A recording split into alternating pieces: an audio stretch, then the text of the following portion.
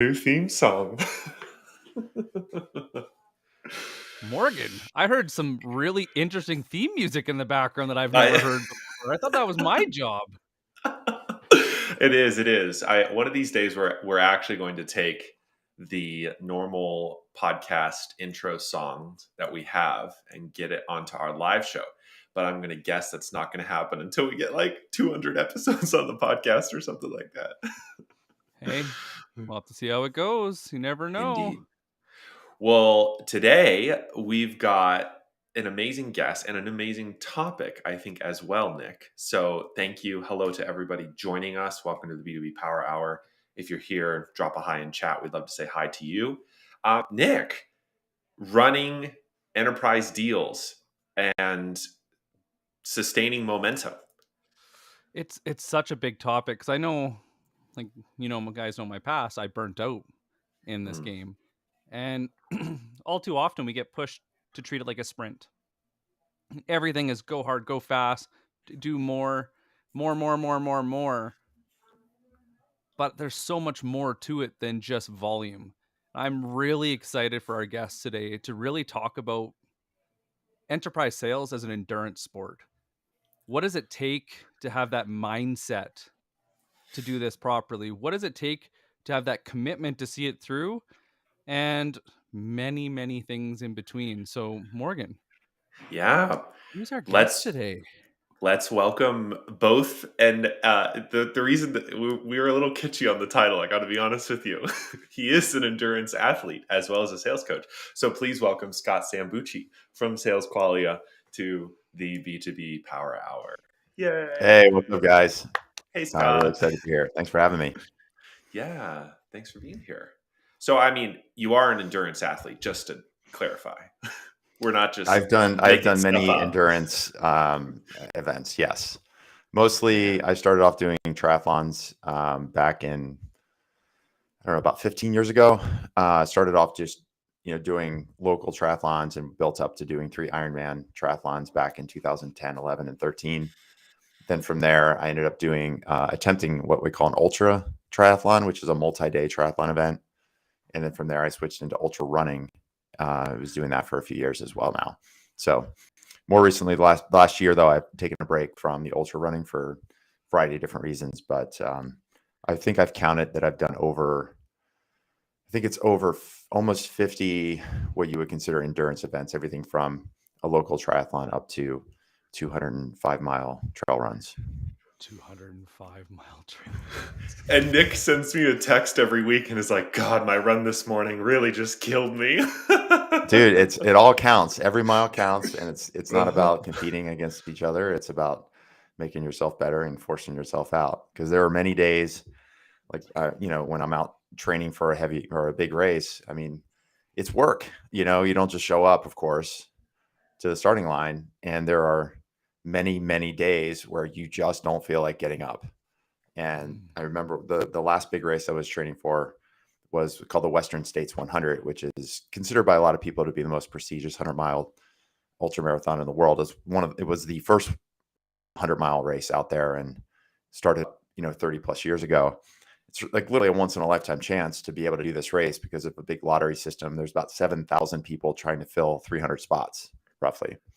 Whoa. So I got a spot in this race and okay, got to do the work. I want to make the most of it. And I remember when I was training for that race, every Wednesday was a day where I would drive about 30 minutes to where there are some hills nearby. And my goal was to start my timer before 5 a.m. So I'd want to see on my Garmin afterwards that I started the run at like 4:59 or 4:58, which meant getting up at 4 and then getting your stuff together, driving out there, gearing up. And that way I could be home by 7:15 after doing anywhere from, 10, 15 miles.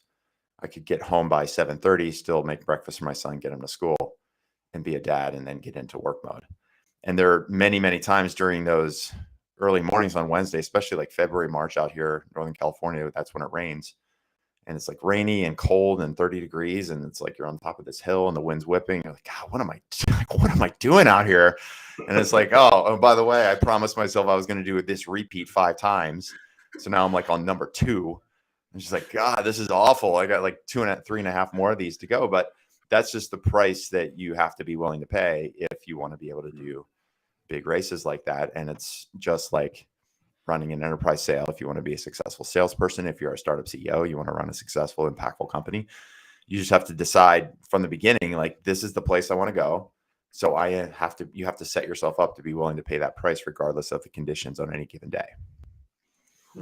The parallels and looking at, you got management on one side, pushing you to do one thing. You got the customer on the other side that, ghosts you or is running on their own timeline or, makes final hour changes on you. And then, you got your manager and leadership pushing for something else. And you think about the headspace you have to be in. I think it parallels so well with you at your 5 a.m. You're like, I just need to get started. I just need to put in the work. And if I am consistent to my process, eventually I'll get there. The biggest thing you just said is getting started. It's the alarm goes off at 3:45 or 4 o'clock, and there's that moment where you get to choose. You're like, you can say, you know what, today I don't feel like doing it. It's cold, it's rainy, I'm tired, I'm sore, whatever. Or for me, it's as soon as I get the covers off and I put my foot on the floor, I'm like, all right, I'm started. That's actually when I start the run. Is that moment where you get out of bed and take the covers off. That's the process that goes into, because now that I'm up, it's like, what am I going to do? Go back to sleep for an hour? And like, no, once I'm up, I'm up.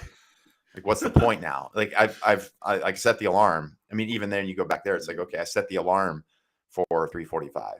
So that's when the decision is made. And then all the work that goes in the night before, okay, I'm going to get all my gear together in a bag, all my nutrition, make sure my shoes are out, so I don't have to wake up the house. I can just grab my stuff and go. Like, you're doing all of that stuff as preparation to the action, which then starts with just getting your foot on the floor. And it's the same with enterprise sales. You just decide, okay, tomorrow is the prospecting day. Cool. You put it in the calendar, you block off the time starting at 8 o'clock. That's my 90-minute sprint on LinkedIn, where I'm going to be going through and commenting on posts and connecting with my prospects and maybe posting on my own. And I'm going to do that for 90 minutes. And you just make that decision and you block off the time. And maybe you make a list of prospects the night before. Okay, these are the people in my pipeline. This is the people I'm going to go to first on their LinkedIn profiles. Like, all of that, the preparation and the process is way more important than the actual race. Because even think about sales, right? We all think about that magical close the sale, which is a phrase, by the way, I hate. We can go back to later. It's like that moment we get the contract signed. It's like crossing the finish line in the minds of many salespeople. Okay, we won the deal. We even say that we won the deal. We closed the sale. But how many months or even years went into that one deal over time? So you have to commit to the process and the preparation. Like, that's where the sale is made. That's where there's a guy, now his name's going to escape me. I've got many of his books. It'll come back to me. This idea of going pro is the notion. Oh, Seth Godin? No. Well, Seth says this as well. It's a guy who writes historical fiction. Stephen, it'll come back to me. It'll pop into my brain. But this idea that you just commit to going. And so whether it's as a salesperson, there's no excuses around, well, my manager really trained me enough, or, oh, I really don't know how to use LinkedIn very well, or people don't reply to my emails, or God, cold calling is really hard. It's like, okay, so like, is the magic knowledge work fairy going to show up at your office and say, oh, I'm so happy that you told me it's hard to do cold calls. I'm so happy you told me that your emails aren't getting responded to. Here's the magic gift on how everything's going to be happening. Like, it's so good that you finally complained about it because we were just waiting to give you this gift of knowledge. It's like, no, take the freaking responsibility. Don't wait for your manager to train you. Don't wait for the prospect to call you back. Don't wait for the next conference to beat badges so that you can get more leads. Don't wait for marketing to publish the next white paper. Like, freaking own it and go do it. And you need to love that process, because if you don't love the process, you're never going to win the deal. Amen. Stephen Pressfield is the person who was it. I don't have my glasses on. Is that safe? Safe. Yeah. Safe just said that. Yeah. Stephen Pressfield. Thank you. He talks about going pro. He has several good books about being, he calls it, this process of being like, he writes a lot of historical fiction, but then he also writes books about being an author and being an artist. So The yeah, war you of got to art. just own it. Yeah. Like, don't complain and wait. You're never going to have a perfect manager. You're never going to have a perfect product. You're never going to have a perfect market. You're never going to have perfect pricing. You're never going to have perfect marketing. Like, you have to decide, are you going to go make this happen or not? Well, I think any athlete has milestones, and I heard a really good press conference. There was a gentleman that had deadlifted like 1,200 pounds, Oh and my one of God. the it was crazy. And the guy walks up to him. He's like, "What was it like to do that?" And he was like, "It was easy." He's like, "Easy." He's like, "You should have seen the shit that I went through to get there, though." Exactly. And I think that's what gets missed a lot in the glory moments, whether it's sales or any athletic feat, is we forget the practice.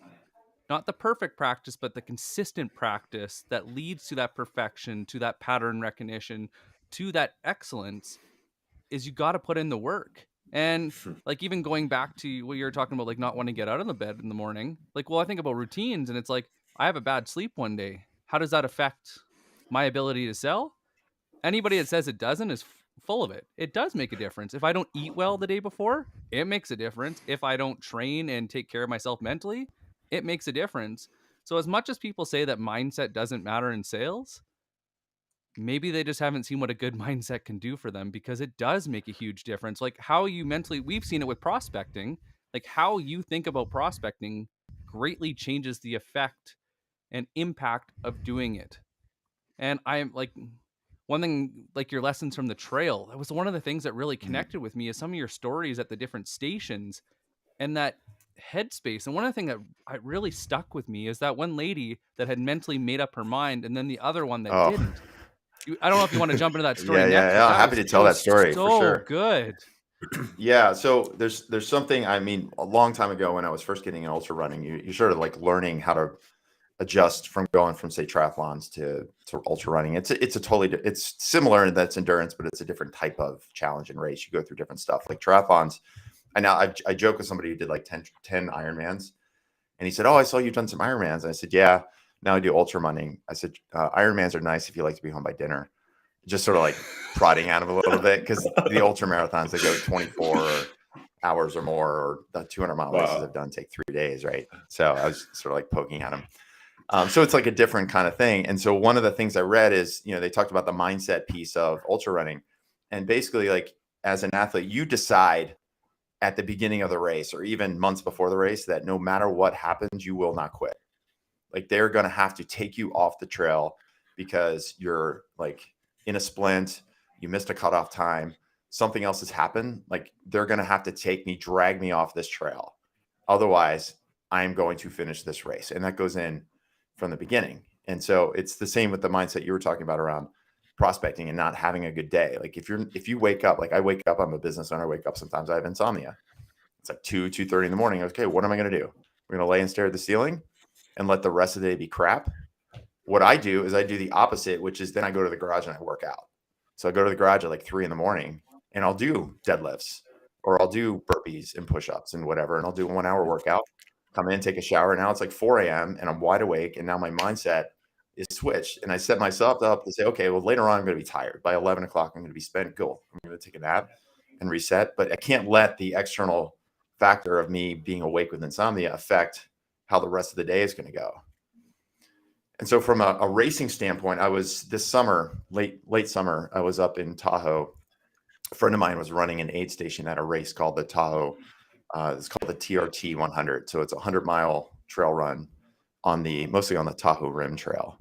So it's, lots of up and downs. Probably, I think it's about 20,000 feet of climbing and descent over the course of 100 miles. And it's steep stuff. So it's a tough race. It's a really hard race. I mean, they're all hard, but this one's particularly tough. And so the aid station my friend Kelly was running, it was the way that the course was set up. It was both, I think it was around mile 45.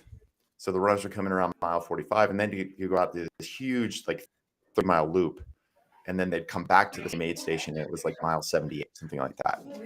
And I got there for the night shift. So I arrived around 6, 7 o'clock. And some of the runners were just coming in and just leaving the first loop, the 45-mile loop. And I remember sitting there, and there was a guy that was just kind of like sitting, and he looked physically fine, like he wasn't hurt or injured, but I could tell he was out of it. And I just sat down. I was like, what's going on, man? He's like, I just don't know if I want to go. It's like, what's holding you back? And he said, I don't know if I want to be here right now. You know, he's like, physically, I feel fine. I don't feel like, I just don't know if I want to go. And I said, look, man, like the next aid station is 8 miles away. Like you've got this 2-3 mile climb ahead of you, and then the rest is downhill. Like, don't think about getting to the next end of the race. Just like get to the next checkpoint, man. Just get, and then make a decision. Then make a decision, right? Because a lot of times you might feel bad in one stage, and then all of a sudden you move again and you start feeling better. And the cutoff time started coming. I'm like, dude, you're gonna have to go. If you're gonna go, you're gonna have to go now. And he sat there for like another 30 minutes. He's like, I'm done. He just decided he was done. Now, on the other hand, later at this point, it's like go through the whole night. It's like I remember it's like 4:00 in the morning, and there's another cutoff time. The cutoff times work is that you have to leave the aid station by a certain time, and it's a hard cutoff. In our aid station, I think it was 5 a.m. I can't remember exactly, but it was like as long as you take one step out of the aid station, you're out and you can keep going. But if you don't, as aids, like if we're running the aid station, you're not allowed to let the runner go on for safety reasons and all kinds of other reasons. And Kelly, who was running the aid station, was taking a nap, so I took over the aid station as the captain. And there was like 3 or 4 runners that came in 7 to 8 mile mark. It was like maybe 10 minutes before the 5 o'clock cutoff. And a couple of the people just were like, I'm done. Like, there's no way I can make it another, 22 miles, whatever. But there was this one woman, and she had never done a 100-mile race before. And she had her crew around her, and she just looked like spent. And then she looked at me. She said, well, how much more is there in the race? Is it like 20 miles or so? And we were at mile 78. And the race, even though it's called a 100-mile race, is actually like 104 miles because of the course. And I said, well, you have like 20-ish. And she's like, what ish? Yeah, it's kind of like 25. And she looked at me and said, well, the actual course is a little more than 100. And it was like flames coming out of her eyes. Like, I can't believe you just said that to me. Like, I'm already feeling horrible, right? So I pulled one of her crew over and I said, look, man, you guys have like 5 minutes. She's got to go. If she's going to go, she's got to go now because the time's wasting. And so at that point, now I'm calling out every minute, 4 minutes, 3 minutes, 2 minutes. And she got up and she looked at her crew with like a minute to go before the cutoff. She's like, let's go. And she walked slowly but as deliberately as she could. She got out of the aid station and up the hill she went out of view. And I found out later she finished the damn race. And wow. I could tell she had decided nothing was going to stop me at this point. And all the things were going bad. She didn't feel well. The race wasn't 20 more miles. It was 25 more miles. It was a big climb ahead. She didn't like the news that I gave her, but she's like, I could tell. She's like, I am going to finish this race. And she did. And that's the difference, whether it's an enterprise sale or starting a company or whatever endeavor it is, you have to decide that no matter what happens, there's so many things you can try to plan for and train for and do all those things. But most of the obstacles that are going to come at you are things that you cannot predict. So from a mindset standpoint, you have to decide no matter what happens, I'm going to figure a way around this obstacle, over it, through it, whatever it takes to keep going until physically, like, somebody is going to have to drag me out of this office or unplug my phone or take away my email. I'm going to continue to work this deal. I'm going to continue to build this company. And that's just really the necessary component to it. And it's funny, even in this story, like, I think about the sellers we talk to, and I'm sure you hear this as well with your clients, Scott, in which navigating an enterprise deal, certainly you're not physically running a 100-mile race, but the same sorts of unpredictable obstacles. Oh, I thought I had this champion. Turns out they're not. We thought we had procurement on board. Nope. Just kidding. That's not it. Here we go. 3 more months with legal, or any of these other surprises of navigating a complex deal at a really high dollar figure. I love what you're articulating, which is that ultimately those obstacles are expected, and you never know exactly which one you're going to get. So it's Yeah. important for us to sort of respond intentionally instead of like react in the moment of like, oh God, the world's falling apart. It's like, okay, what's the process? Let's keep on running. We're at mile 78. We got to get to mile 84. Let's just keep this deal moving. And Yeah. I mean, I love this analogy overall, but there really are such concrete lessons for sellers in this, since so much of this at least sounds today about like mindset and preparation and the ways that you're actually approaching your day to day in a complex deal is in many ways the same ways you're approaching a 100-mile race. Well, and with our clients, because we don't coach salespeople, we coach startup founders that are in the B2B enterprise space. So many of those founders are engineers or product people by trade, and they're typically good at getting their first customers and revenue through grit and grind and network and hustle and all those things. But when it comes to building that repeatable sales process, that word you used, Morgan, sales process, that's where we come in. We help them build that repeatability. And so whenever we're coaching our clients, take, for example, they have that one deal, like I got this deal in the pipeline and I think it's really close and I really want to get it over the line. Like our job as coaches, we say, okay, look, we're going to do everything we can to try to help you convert this deal. But as coaches, and whether it's a salesperson or a founder, we also have to sort of like take it up a level and say, look, we're not going to win every deal. Sometimes you win and sometimes you learn. And so as coaches, we actually call it the sales quality, sales hierarchy of needs. So if you think about the Maslow hierarchy of needs, at the very top, and every person listening can think about this, at the very top, there's like ultimate outcome that you want to get to. It's that goal. It could be your quota. It could be certain revenue levels, certain types of customers you want to sell to. That's the top of the mountain. Below that is then saying, okay, if that's the outcome I want to get to, I need to have a strategy that's going to help me get those customers. So I need a way of generating leads. I need a way of running presentations and pipeline the right way and pricing and all that stuff. So you have outcome on the top. That's the pinnacle. Below that is your strategy. So, okay, now I know what the strategy is. Below that are my systems. What systems do I need to build and implement to get those leads, as an example? So LinkedIn, like, okay, I need to learn how to use LinkedIn as a selling system, as a lead generation system. And that's why you should call Morgan, by the way. To say, look, I don't know how to use LinkedIn. I'm kind of using it. It's kind of working. It's kind of not. Okay, cool. That means I need to learn how to build and implement that system. So that becomes repeatable.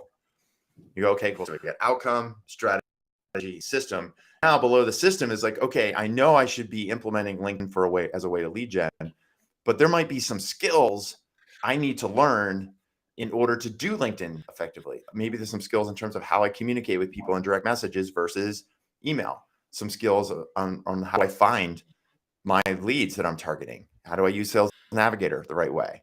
How do I take a conversation from LinkedIn and transfer it over to a phone call the right way? These are all selling skills, which is the next layer down. Below that are then situations, which is like, okay, I have this lead that responded to this message. What do I do? Right.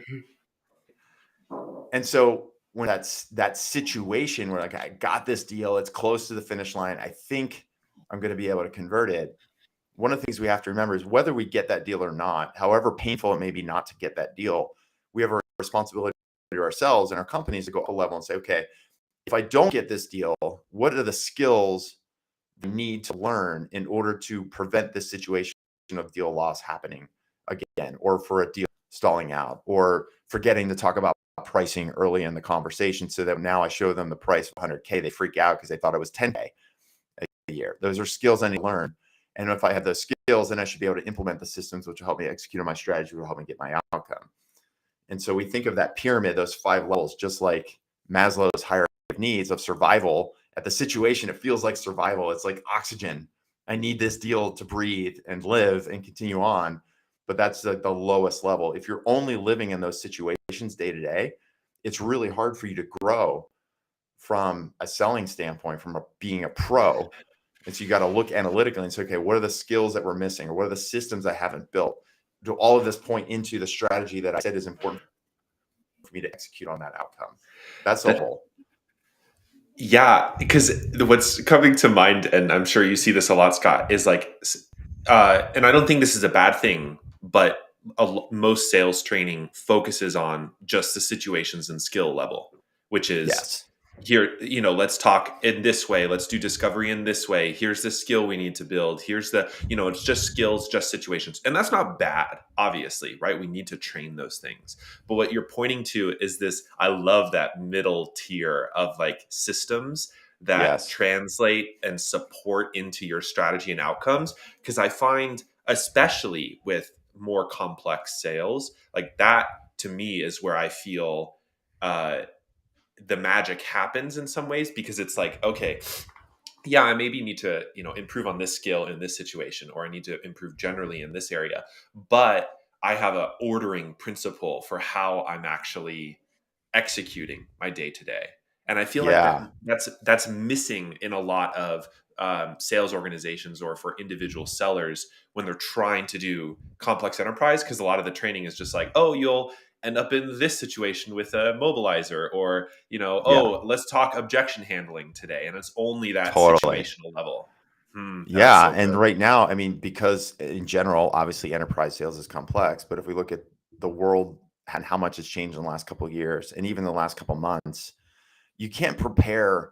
It's not like, if you watch like an NFL football game where they have these like cards and they have all these plays. Okay, if it's 4th and 2 from the 40-yard line and it's 8 minutes left in the game and we're down by 3, this is what we're going to do.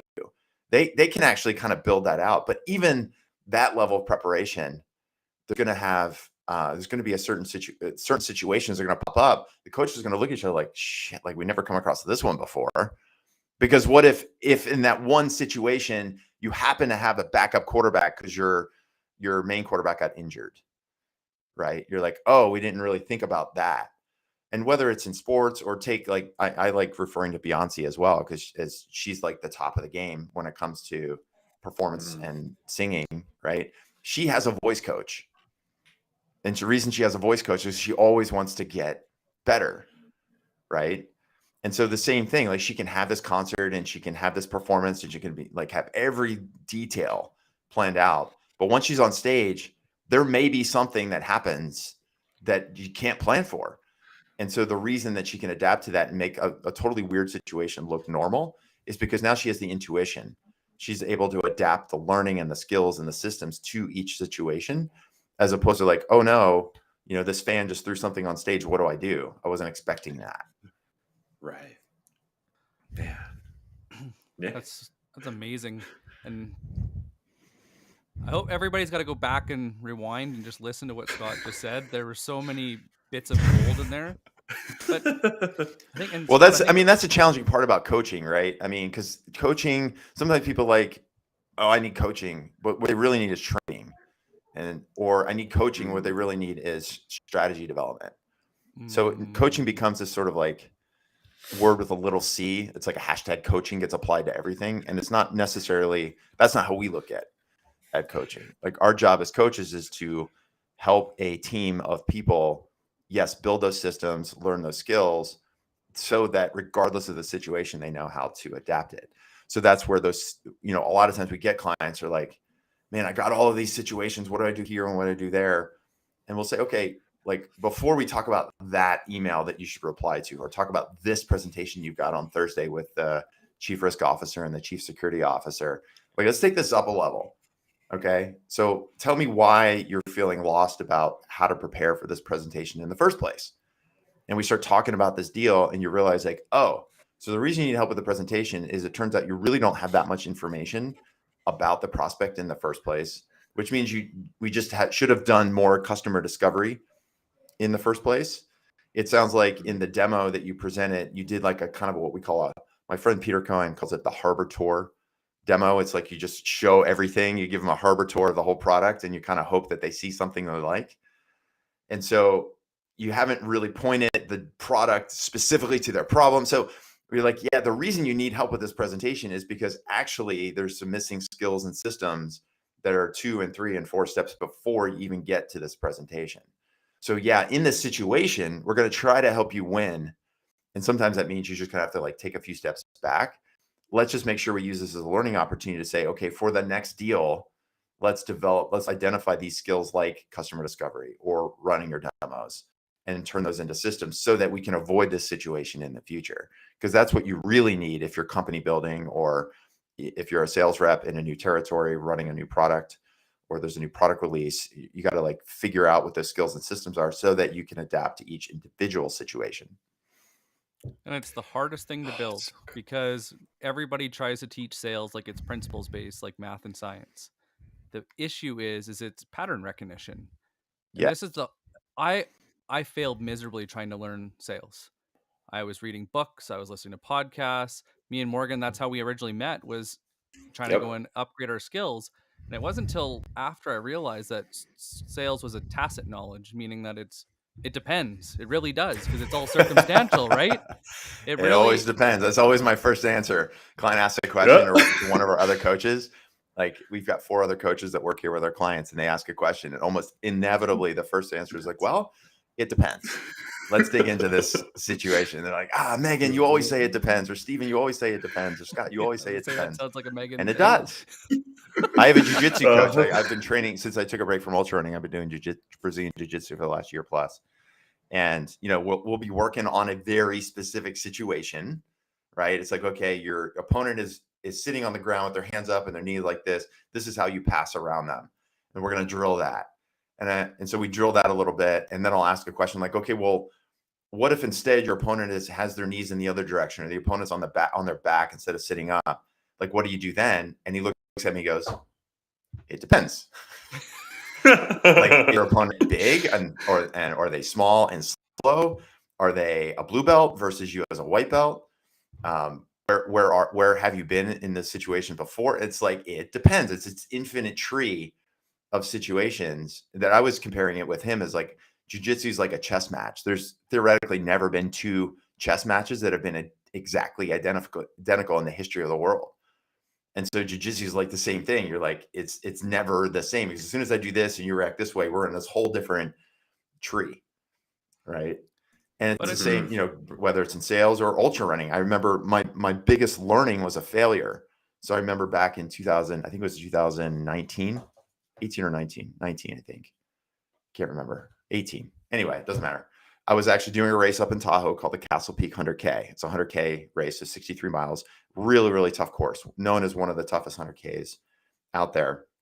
And I was trained for it. Like, I was physically fit to do this race. And right around like mile 26, 27, there was a checkpoint where you had to be out by a certain time. And I had planned out when I thought I was going to be out of this checkpoint.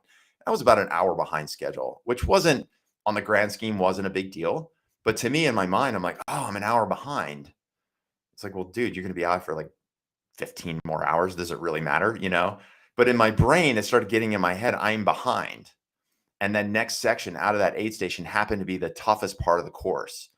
So we're climbing this really steep slope. It's probably like almost a 2-mile climb up to a place called Devil's Oven.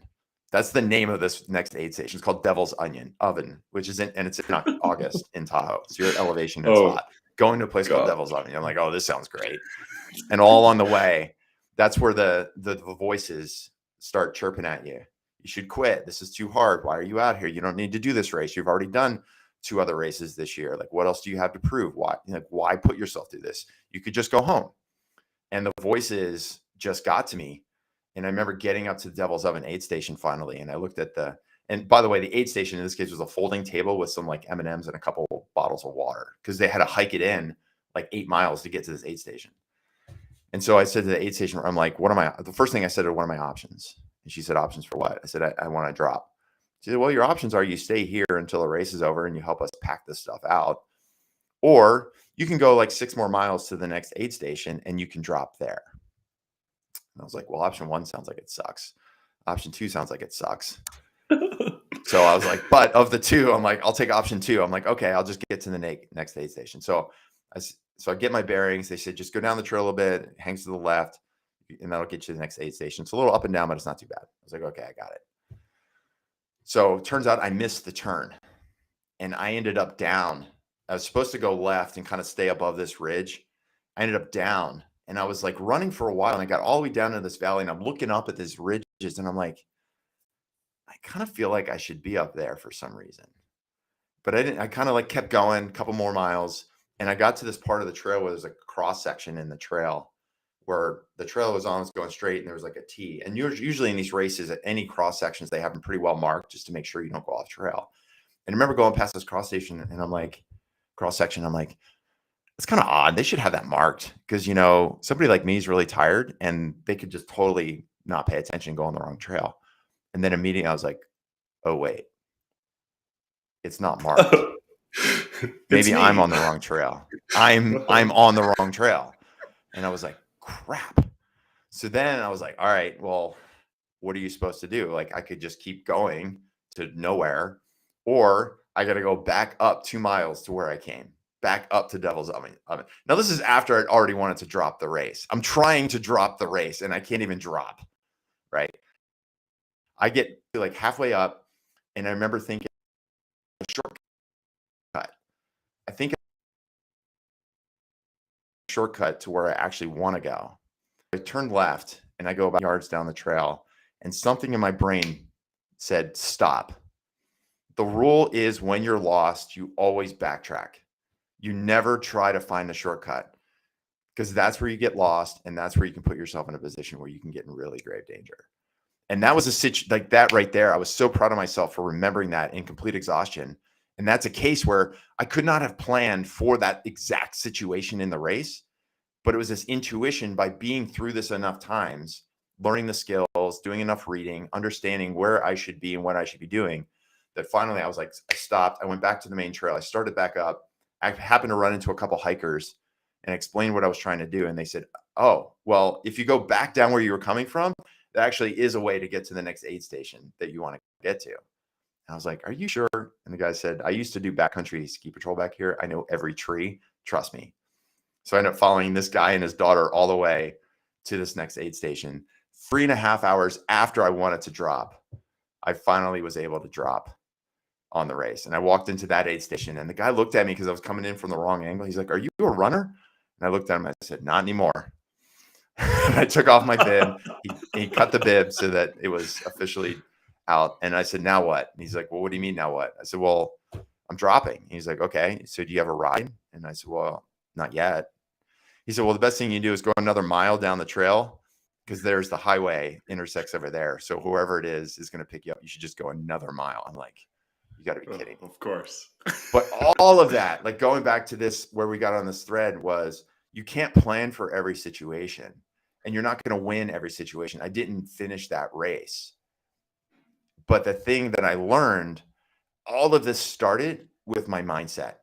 When I hit the aid station way back in mile 26, which was at this point like 5 or 6 hours ago, it all started there, because I let myself get in my own head, like, oh, I'm an hour behind. And everything after that completely unraveled.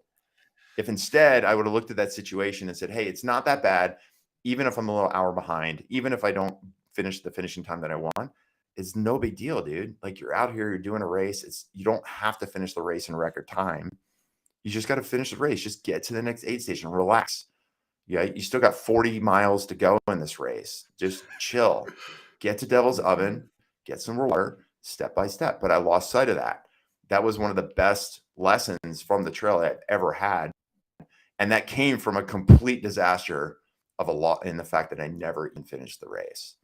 So going back to this idea of like these situations, I want to close this deal. I want to hit my quota this quarter. I want to, get promoted from SDR to AE by the end of the year. Well, maybe you will, maybe you won't. But whatever happens, make sure you learn from these situations, adapt the skills, adapt the systems that you need in order to get to the place you want to go.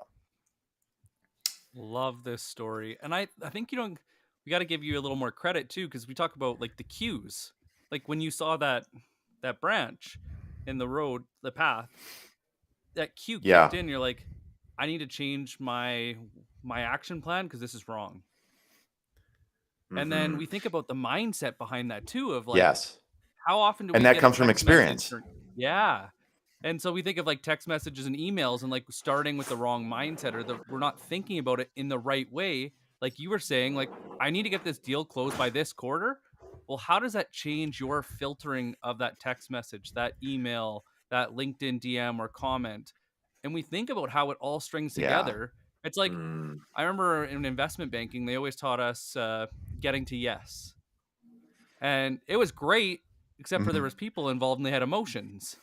And then I read Chris Voss's book, Never Split the Difference. And it's those little things we pick up that we start to notice those cues like you did. And that can only come from experience and either learning Mhm. from other people at saying like, hey, I'm feeling a little off, and maybe I should slow my tempo down and recoup a little bit Yep. before I push it at the end. But in running, I can't say I love running, but as you do it enough, you start to notice different key things, just like selling. Mhm. You start Yes. to pick up those cues. You start to change your plan of action based on the feedback you're getting in your environment. But one thing you said that really stuck out, though, is depending on your mindset, that can throw everything off or it could point it right on course. And that all really starts with your headspace. And what's interesting that Nick just brought up, and I'd love a little more on this, Scott, because I think this is really crucial Yep. in translating this lesson into sales, which is when we set sort of an expectation for ourselves, we create that mental filter. Oh, I'm an hour behind. Oh, I need to Yeah. close this deal by the end of the quarter. Oh, I need to. Here's the goal. I'm going to try and hit this as hard as possible. We start to filter all this information from prospects in the lens of that goal. And I've been there. I mean, this is the best part. Like we get to talk about all of our experiences, which is like, I've been there. I've gotten emails when I want to close, when I want to get this deal across the finish line, and that prospect sends back a little note. And I'm like, oh, they're being rude, or, oh, they're dragging their feet again. Oh God, here we Right. go.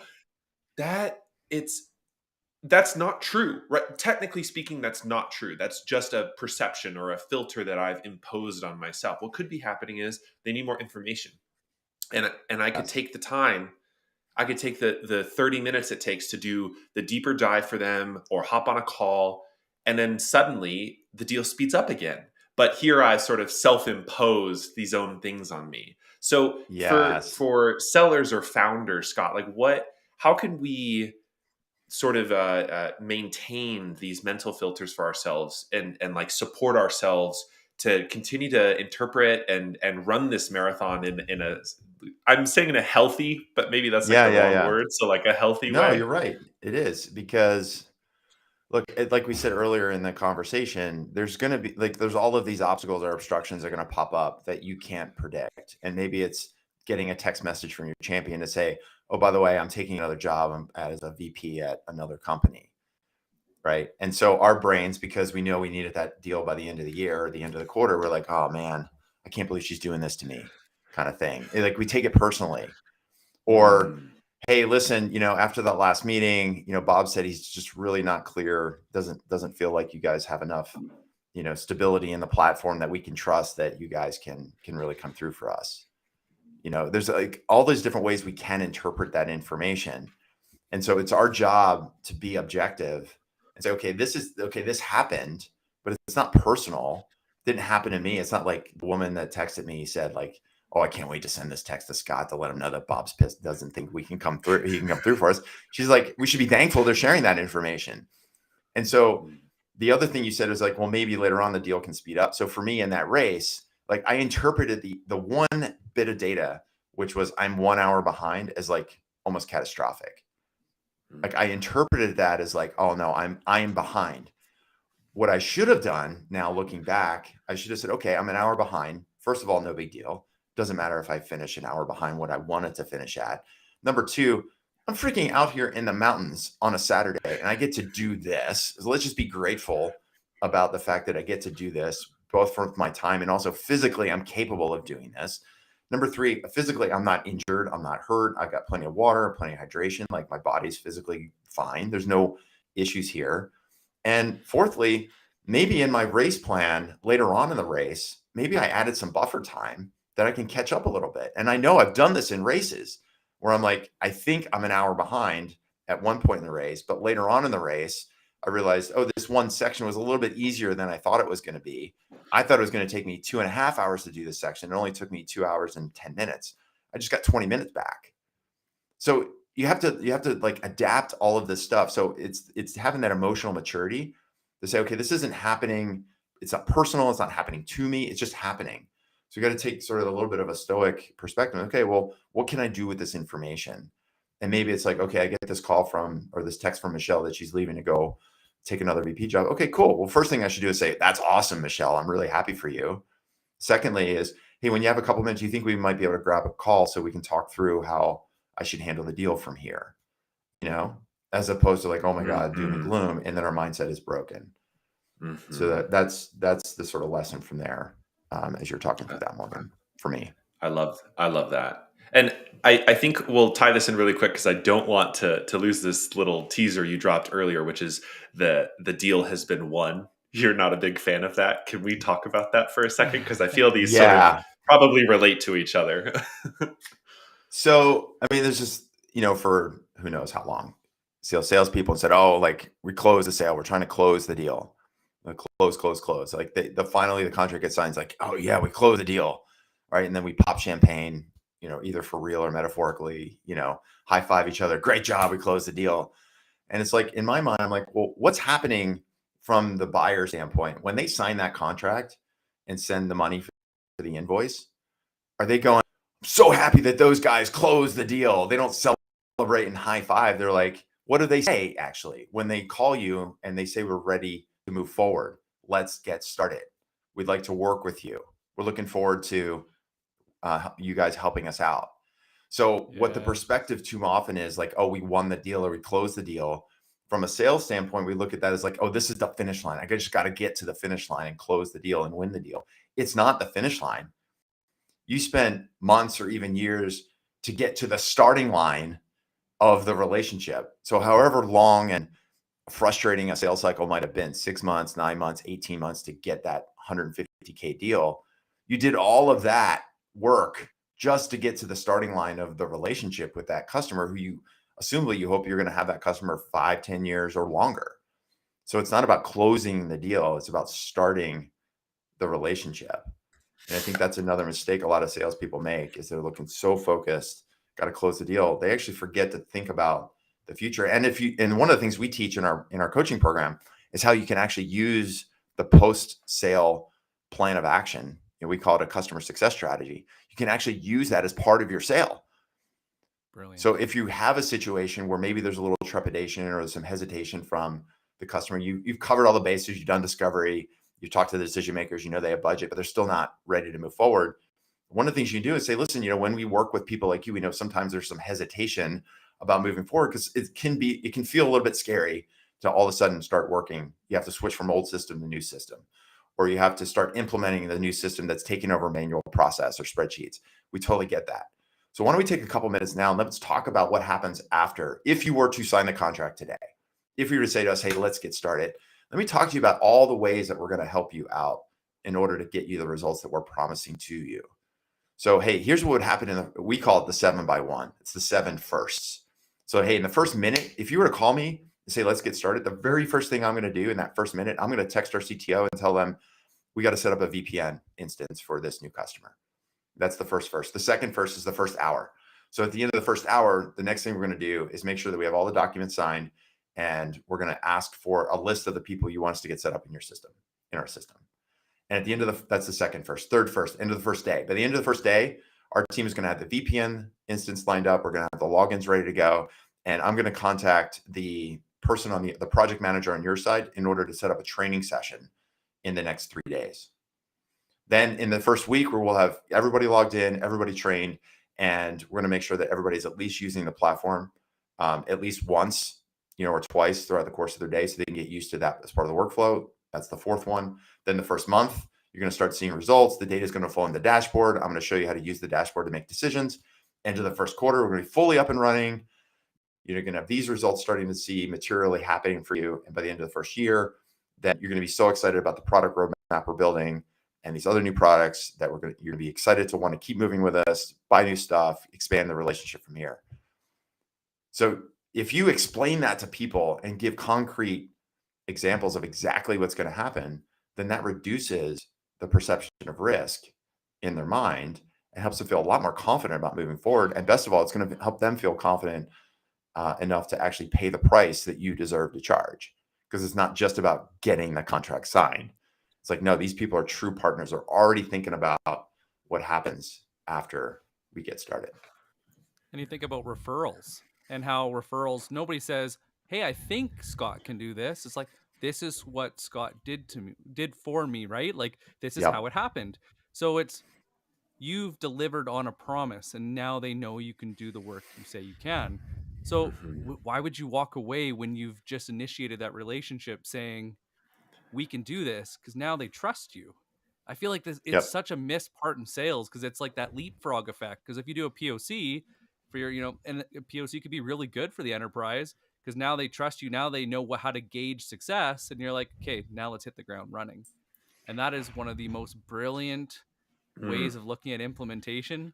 Morgan, you can have. I know. I was about to say, maybe we need to talk about our 7x1 over Here's your here. 7x1. And it's something we actually use that as a challenge to our startup founders. And we'll say, look, before you even try to roll this out to a prospective customer, like what if in your next team meeting, you're all hands with your engineers, your product people, everyone else around you. Let's just do this as an exercise and say, hey team, we've got these 3 deals in the pipeline. We're trying to get them converted by the end of the year so that they can start with us by, January. I'm just curious from everybody's perspective, if this company were to give me a call today, send me a text, say, let's move forward. Does everybody know what we'd actually do first? Like the very first thing, aside from, backflips, because we have a big customer on board. Like what is, from your perspective, is the whole team clear on what we need to do in that first hour, the first day, the first week? Let's talk through that, because chances are they don't, or chances are the engineering team may not even know that this deal is actually really close and that you might have to get a VPN set up. And do they have the structures in place that they can quickly get a VPN instance spun up for a new customer? Do they have that relationship with, say, Amazon Web Services, that they can do that in a minute's time? If not, probably something you want to get in motion. Like, do we know how to set up accounts in our own system? Like I remember when I was at Blend selling lending software to banks, one of our first biggest customers was a company called NationStar. And we went live in this pilot program with 10 of their calling reps. They were using our workflow software. And I remember the very first day, we ended up having 25 bugs that we fixed that day with the implementation. Wow. Yeah. Wow. Like we went live at 7:00 in the morning in this call center. First bug, 7:00. Second bug, 7:01. Like, and I'm on site with one of our engineers. And it was like literally all day. I'm taking pictures with my iPhone of the screen, putting it into Evernote file, sending it to Devin. Devin is just like coding and pushing code all day. End of the first day. Wow. The VP, and we're down in Texas, the VP guy named Jason, like kind of goatee. He's like a Texas guy, right? Good dude, but just like kind of a little intimidating, especially from, I'm like West Coast California dude. I'm like out of my element. And he's like, man, I need to talk to you. And I come in, I go to the office, and he's like, heard we had some problems. I said, yeah, we had a few. And he said, I can't tell you how impressed I am. And I was like, huh? He said, do you know how long it takes for our other vendors to fix a problem when we report it? And I said, no. He said, it usually takes them 3 months just to acknowledge that we submitted a bug report. Like, you guys fixed and found something like 20 bugs today. He's like, we never even heard of that. We didn't even know that was possible. Now, that can't happen every day. Like, let's make sure that doesn't happen again. But like, you actually bought yourself some time. And then I was like, okay, cool. And then he said, by the way, I want to get access to the dashboard so that when at the end of all the data that's going into the workflow, I want to be able to sort of see it in a report. So just let me know how I access the dashboard. I'm like, oh yeah, no problem. I'll ask Justin, our engineer, he can get you access. So I leave the meeting, wipe sweat from brow. And I called Justin. I'm like, hey, Justin, here's the deal. I need to get access for Jason to get into the dashboard. And Justin's response was, what dashboard? I was like, the dashboard. He's like, there is no dashboard. I'm like, but didn't we demo a dashboard? He's like, well, it's on the roadmap, but we don't have a dashboard yet. I was like, well, that's kind of a problem because Jason's expecting to see all this data and report by tomorrow morning. And he's like, well, we have all the data. I can export it into a CSV file and send it over to you. So Justin exports the CSV, loads it up. I pull it down, pull it into Excel. I spend like 3 hours that night in my hotel room collating all this data into an elegant like Excel report. The next morning, Wow. I email it to Jason and I go to his office. I'm like, hey man, I just emailed you this Excel report. I figured you didn't want to deal with like logging into a dashboard and all that mess. And you would probably just want to see it in Excel anyway. So I just put it into an Excel spreadsheet for you. Is that cool? And he pulls it up. He's like, oh, that's perfect. This is exactly what I need. He's like, cool. So if you just get this updated for me every day, that'd be really good. I'm like, yeah, no problem. So for like the next 6 weeks, every day we had to export the CSV file into a spreadsheet that had to be Oh my updated for gosh. Jason. He's thinking this is the dashboard. And we had, Nick is like losing it right now. You guys, it's so funny. But this is exactly why you have to talk about the 7x1.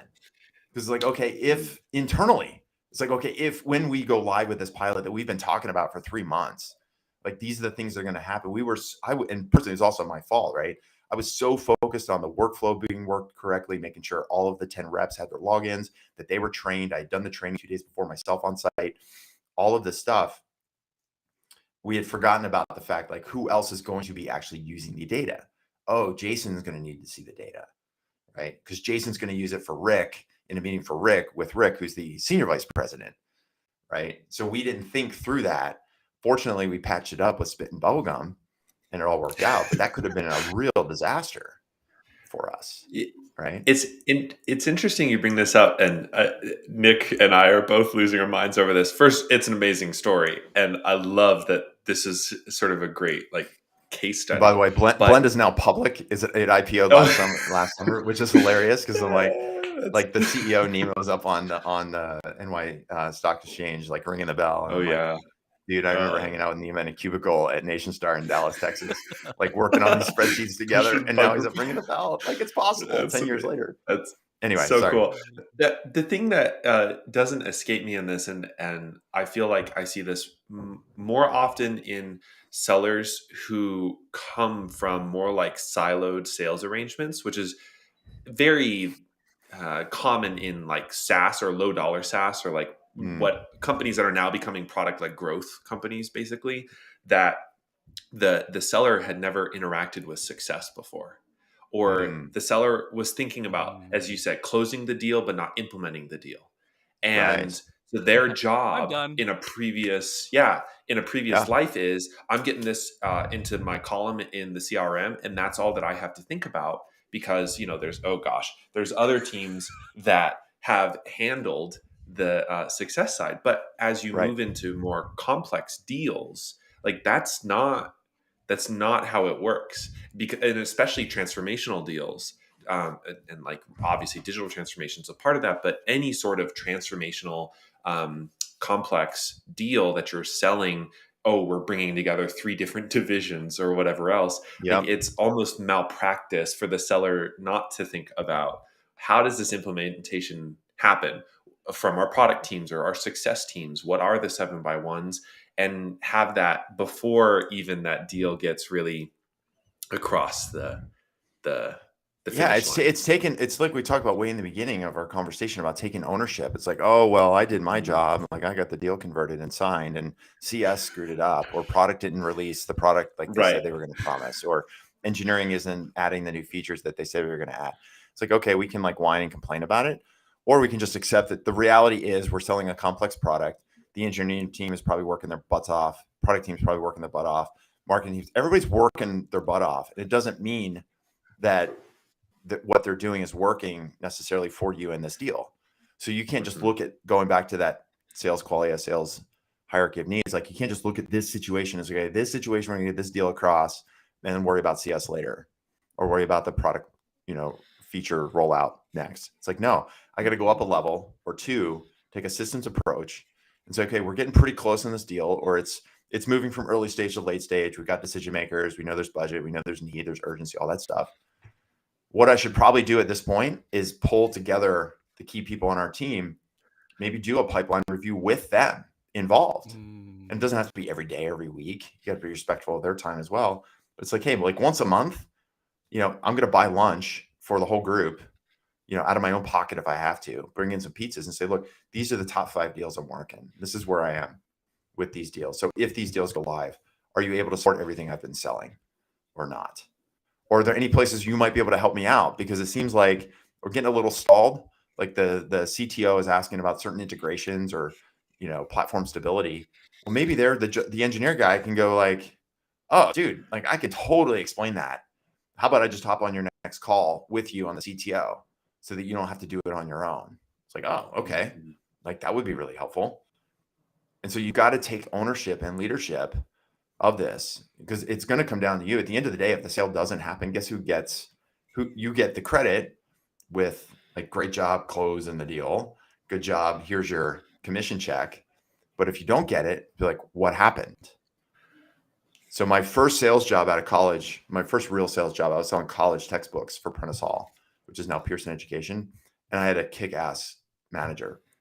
And I was out there working campuses in my territory, like university campuses, talking to professors. And some of these textbooks deals are like 1,000 textbooks. They're like 50, 60, 100K deals at some of these universities. And the first thing he told me is like, if you see there's an opening, like a sale opening up, don't go down alone. Don't be the hero. If the ship goes down, bring everybody with you. Because if you try to go hero mode and try to get this 50K deal all by yourself, and people find out you lost to a competitor, and because the additions last for 3 years, we are locked out of that sale for the next 3 years at least, then the marketing team in the home office, the product team, the tech team, the regional manager, everyone's going to wonder, like, dude, why didn't you call me? I could have come down and done a presentation. We even had situations where the authors themselves would travel to a campus if it was a big enough sale. If we had enough sales in the pipeline of that book's author, they would actually come to and do like a one-day trip. We go to 2 or 3 campuses and they do a presentation. All of that's possible. But you got to let us know what the heck's going on in your territory, because there's like 350 reps in the country. If you don't communicate with us, we can't help you. But if you do, you're going to be first in line for a road trip. I feel like we could just sit here for hours and I would tell love to, stories man. and learn from your experience. This is amazing. Somehow we're already at the end of this hour. It has flown by. I've learned, first of all, there's just some amazing wisdom nuggets you dropped today. And I loved Thanks, all guys. the stories that you shared from the trail. There's such amazing analogies from your experience running and competing in triathlons to how enterprise sales need to happen. So thanks so much for joining today. And Sure. Where can people find you, Scott? Well, I mean, you can find me on LinkedIn, of course. I'm the only Scott Sambucci that I know of on LinkedIn. One of the things aside from, obviously, you can shoot me a note and connect with me on LinkedIn. Just let me know that you are connecting because you learned about me through this conversation, because I get lots and lots and lots of inbound connection requests from people, especially ones that aren't personalized. And I'm like, I don't know who you are. I'm not going to accept that connection request. So don't do that. Listen to Morgan and Nick if you're listening. Do what they say when it comes to LinkedIn. But aside from that, what I would encourage anybody that's listening, if you go to Qualia, sales, the word sales, and then Qualia, Qualia, sales, Qualia, Qualia.com/book. If you go to salesqualia.com/book, you can actually download a full, complete PDF version of this book called Stop Hustling, Start Scaling. Whether you're a salesperson or you're a startup founder, the subtitle is probably more important than the main title of the book. The subtitle is Ramp Up Your B2B Startups Repeatable Revenue with the Q Framework. So this book, Stop Hustling, Start Scaling, walks you through what I call the Q Framework, which is 7 questions. The Q stands for questions. 7 questions you can ask to interrogate and build your sales process. And so if you just download a copy of that book, also add your email list, I'll let you know about webinars and trainings and all the other stuff that we're doing. The book was the #1 bestseller on Amazon when it first came out. And I don't care about the royalties as much as I care about getting it in the hands of as many people as possible. So salesqualia.com/book, download a free copy, and hit me up on LinkedIn. Let me know that you heard about me through the show. Thank you so much. And this is a good reminder, everyone. We aren't the running back. We are the quarterback. Sales is a team sport.